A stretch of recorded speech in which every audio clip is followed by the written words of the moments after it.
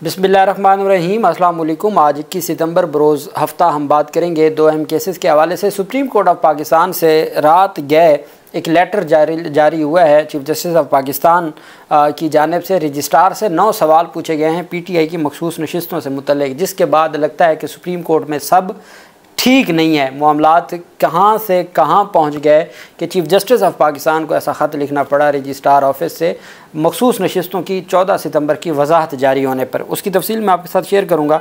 सबसे पहले हम बात कर लेते हैं पाकिस्तान तहरीक इंसाफ का आज का जो लाहौर का जलसा है, जो इंतहाई कामयाब जलसा था। चूँकि ये बात की जा रही थी 2 दिन से कि खैबर पख्तूनख्वा से काफ़िले आएंगे और खैबर पख्तूनख्वा के काफ़िलों से जलसा गाह भरेगी, लेकिन देख लिया सब ने कि मोटरवे को बंद किया गया, लाहौर के दाखिली खारजी रास्तों को बंद किया गया, इंटरनेट वहाँ पर बंद था।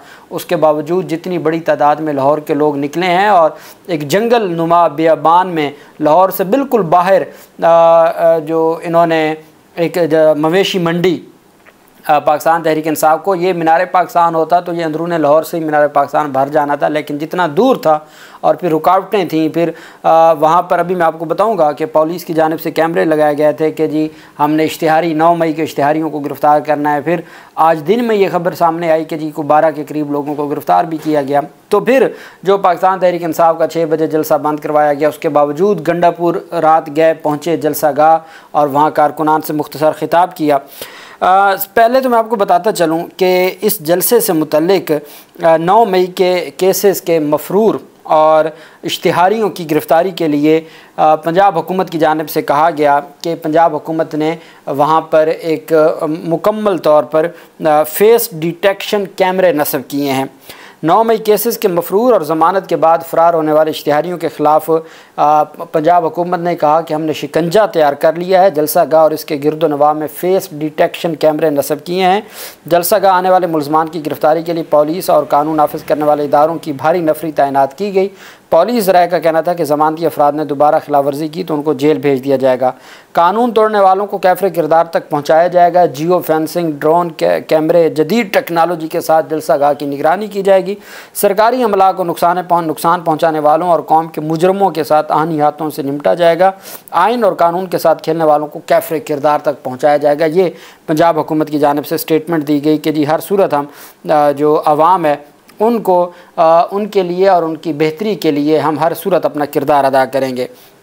ये हुकूमत की जानिब से कहा गया और हुकूमत ने वो करके भी दिखाया जिस तरीके से रुकावटें खड़ी की। फिर हुकूमत की जानिब से कहा गया कि 9 मई के हमने 12 इश्तिहारी मुलज़मान को गिरफ़्तार कर लिया है जलसे पे आते हुए। पुलिस ने कहा कि काहना जलसे से पुलिस ने 9 मई में मुलव्वस 12 इश्तिहारी मुलज़मान को गिरफ़्तार किया और जो दहशतगर्दी में के मुकदमात में ये इश्तिहारी थे। मुलज़मान को कैमरों समेत जदीद टेक्नोलॉजी की मदद से ट्रेस किया गया। मुलज़मान को गिरफ़्तार करके कानूनी कार्रवाई का आगाज़ किया गया। उज़्मा बुखारी ने कहा कि वज़ीर आला मरियम नवाज़ की जानिब से जलसे की खुली छुट्टी है, कोई रास्ता बंद नहीं है। आप कह सकते हैं कि कोई रास्ता खुला ही नहीं है।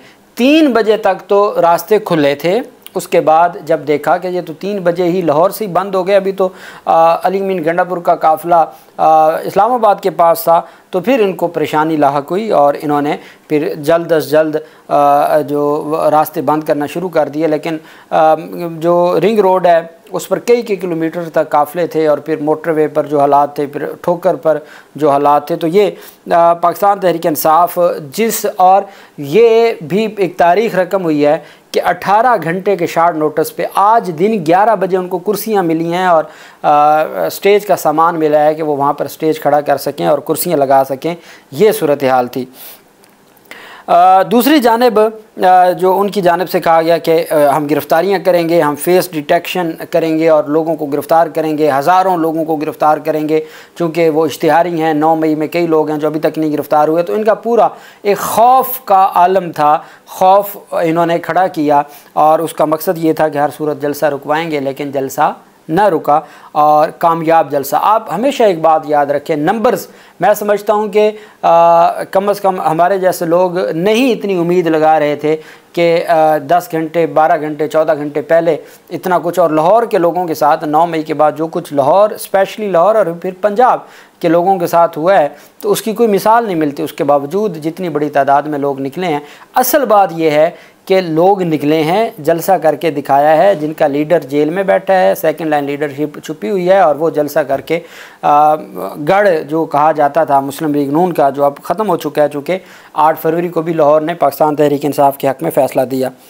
वहीं पे बैरिस्टर गौहर अली ख़ान की जानिब से जो गुफ्तगू की गई, बैरिस्टर गौहर अली ख़ान ने कहा कि जी आज़ाद अदलिया पर किसी सूरत हम कतगन कबूल नहीं करेंगे। बैरिस्टर गौहर अली ख़ान ने कहा कि हमें जलसा करने के लिए NOC तक नहीं दिया जाता, अमेरिका का वीज़ा भी इससे पहले मिल जाता है। उन्होंने कहा कि इदारों को आपस में लड़ाना नहीं चाहते, अदलिया की आज़ादी के लिए हम जिद्दोजहद जारी रखेंगे।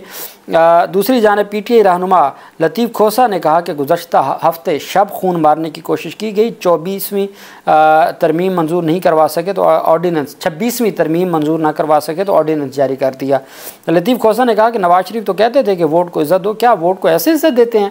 उन्होंने कहा कि ये फार्म 47 की हुकूमत है, हम पर मुसल्लत की गई है, मुल्क पर कब्ज़ा किया गया है, इमरान खान डटे हुए हैं, वो आवाम को आज़ादी दिलवाएंगे। सलमान अकरम राजा साहब ने कहा कि अब साबित कदमी का वक्त आ गया है, हमें एक फ़रेबी दुश्मन का सामना है, एक आइनी तरमीम के ज़रिए एक अदालत कायम की जा रही है, हमने सड़कों पे निकलना है और जबर को कबूल नहीं करना। ये पाकिस्तान तहरीक इंसाफ की क़यादत की जानिब से वाज़ेह पैगाम दिया गया कि हर सूरत हमने अपना जो किरदार है वो अदा करना है। अब DC की जानिब से 6 बजे पाकिस्तान तहरीक इंसाफ के जलसे का टाइम जो उन्होंने दिया हुआ था वो ख़त्म होते ही सैयद मूसा रज़ा जो DC हैं लाहौर के, सैयद मूसा रज़ा हैं तो सैयद NOC की खिलाफ वर्जी करने वालों के ख़िलाफ़ कानून के मुताबिक कार्रवाई का हुक्म दे दिया। उन्होंने कहा जी कि जलसा मुंतज़िमीन जलसा के अख्तामी औकात कार पर अमल करें, जलसा ख़त्म करने का वक्त 6 बजे तक है, जलसे को ख़त्म करने के औकात पर फ़ौरी अमल किया जाए। पुलिस पहले ही तैयार थी, जो जहाँ पर जनरेटर और बिजली का था वहाँ भी पुलिस ने कब्ज़ा कर लिया, स्टेज पर भी सारी पुलिस और साउंड सिस्टम भी पुलिस ने बंद करवा दिए।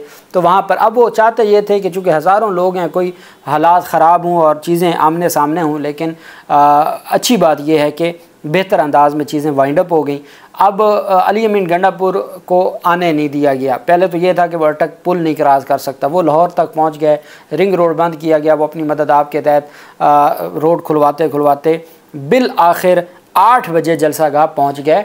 और हालांकि जलसा तो 6 बजे इन्होंने वाइंड अप करवा दिया था, लेकिन लोग फिर भी वहाँ पर जलसा गाह और जो रिंग रोड था वहाँ पर इंतज़ार करते रहे अली अमीन गंडापुर का। अली अमीन गंडापुर आए, उन्होंने दिखाया कि वो लाहौर आए खड़े हैं, और उन्होंने फिर वहाँ पर कारकुनान का शुक्रिया अदा किया। उन्होंने कहा कि मैं आपकी खातिर यहाँ पहुँचा हूँ और मैं हाज़िरी देने आया था और मैं सुबह से निकला हुआ हूँ, लेकिन मैं सिर्फ ये दिखाना चाहता था कि हम जब मंजिल का कर लें, मंजिल की तरफ चल पड़ें तो फिर हम पहुंच के दिखाते हैं। साथ उन्होंने कहा कि हम इमरान खान को रिहा करवाने के लिए अपनी जिद्दोजहद जारी रखेंगे। और चूँकि कोई स्पीकर नहीं था, कोई लाइट नहीं थी, कुछ भी नहीं था, तो वहाँ तकरीर तो हो नहीं सकनी थी, तो उन्होंने बस अपने कारकुनान का शुक्रिया अदा किया, जलसा गाह पहुँचे, कारकुनान का शुक्रिया अदा करके वो वापस चले गए।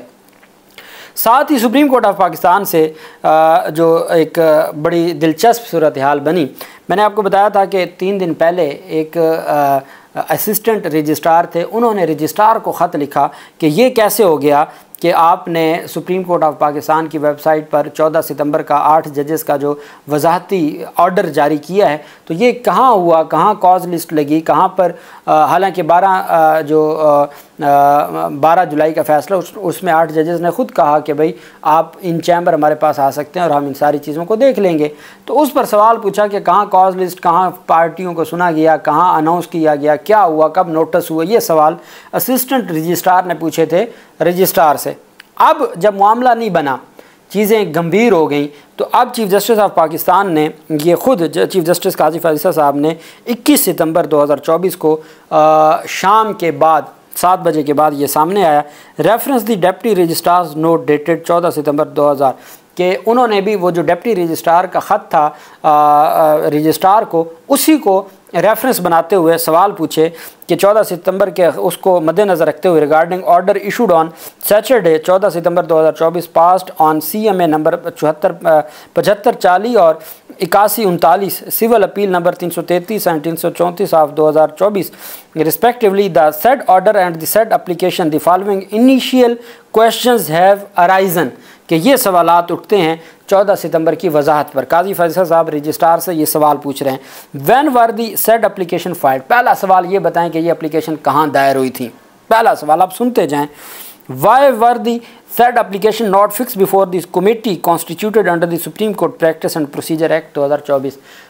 अगर कोई दरखास्तें दायर हुई तो वो दरखास्तें क्यों ना प्रैक्टिस एंड प्रोसीजर कमेटी के सामने रखी गई, समाअत के लिए मुकर्रर करवाने के लिए वो क्यों ना कमेटी के सामने रखी गई। अब लिखना तो प्रैक्टिस एंड प्रोसीजर एक्ट नहीं लिखना चाहिए था, बल्कि प्रैक्टिस एंड प्रोसीजर ऑर्डिनेंस लिखना चाहिए। अच्छा, तीसरा सवाल, how are the said application fix for hearing and how was this done without issuance of cause list disclosing their fixation. कि ये बताएं कि ये जो CMA थी, जो सिविल मिसलिनियस मुतफरक दरखास्तें थी, ये कहाँ फ़िक्स हुई, कहाँ कॉज लिस्ट जारी हुई, कहाँ कोई हेयरिंग हुई है, ये सारे सवालात। अब भाई 8 जजों का फ़ैसला है, 8 जजों से आप पूछें रजिस्ट्रार का क्या कसूर है, उसने हेयरिंग करनी थी, उसने कॉज लिस्ट जारी करनी थी। भाई जब 8 जजेस ने फ़ैसला दे दिया है तो 8 जजेस अक्सरियती जजेस हैं। तो मुअज़्ज़ज़ अदालत ने पूछा कि ये बताएं कि ये कहाँ कॉज लिस्ट जारी हुई, कहाँ हेयरिंग हुई और कहाँ लिस्ट इशू की गई। फिर चौथा सवाल, did the office issue notice to the parties and to the attorney general for Pakistan, कि क्या ऑफिस ने अटॉर्नी जनरल ऑफ पाकिस्तान को और फ्रीकैन को नोटिस जारी किया। ये सुप्रीम कोर्ट ऑफ पाकिस्तान 8 जजेस के फैसले पर सवाल उठा रहे हैं, chief justice of Pakistan. In which court room chamber were the applications heard and by whom, कि किस चैम्बर में या किस कोर्ट रूम में ये दरखास्तें सुनी गई और किसने सुनी हैं, ये सवाल पूछा जा रहा है। छठे नंबर पर, why was a cause list not issued for announcement of the said order, कि उस ऑर्डर को अनाउंस करने के लिए क्यों ना कॉज लिस्ट जारी की गई, रजिस्ट्रार साहब बताएं, चीफ जस्टिस ऑफ पाकिस्तान पूछ रहे हैं। 7वें नंबर पर, why was the said order not fix for announcement, उस ऑर्डर को अनाउंस करने के लिए उसको समाअत के लिए मुकर्रर क्यों ना किया गया, फिक्स क्यों ना किया गया। Without first depositing the original file and the said order in the Supreme Court's office, how was the said order uploaded on the website, के बग़ैर ओरिजिनल फ़ाइल को डिपॉज़िट करवाए, बग़ैर ओरिजिनल फ़ाइल को डिपॉज़िट करवाए और उस ऑर्डर को डिपॉज़िट करवाए ऑफिस में, रजिस्ट्रार ऑफिस में ओरिजिनल फ़ाइल को जमा करवाए और ऑर्डर को जमा करवाए, वो वेबसाइट पर कैसे अपलोड हो गया, ये भी बताएं। Who directed the uploading of the said order on the Supreme Court website, किसने आपको डायरेक्शन दिया कि सुप्रीम कोर्ट की वेबसाइट पर आप वो जारी करें। ये चीफ जस्टिस ऑफ पाकिस्तान ने सवालात पूछ लिए हैं। अब रजिस्ट्रार ने क्या जवाब इनका देना है, जवाब देने वाले देंगे, लेकिन हालात ये नज़र आ रहे हैं कि तमाम चीज़ें, तमाम मामलात ठीक नहीं हैं और मामलात कहीं और जा रहे हैं। अल्लाह पाक हमारे मुल्क की और हमारे जो निज़ाम है अदलिया का, अल्लाह उसकी हिफाजत करे। अल्लाह पाक पाकिस्तान का हमें मुनासिर हो। बहुत शुक्रिया। अल्लाह हाफिज़। पाकिस्तान जिंदाबाद।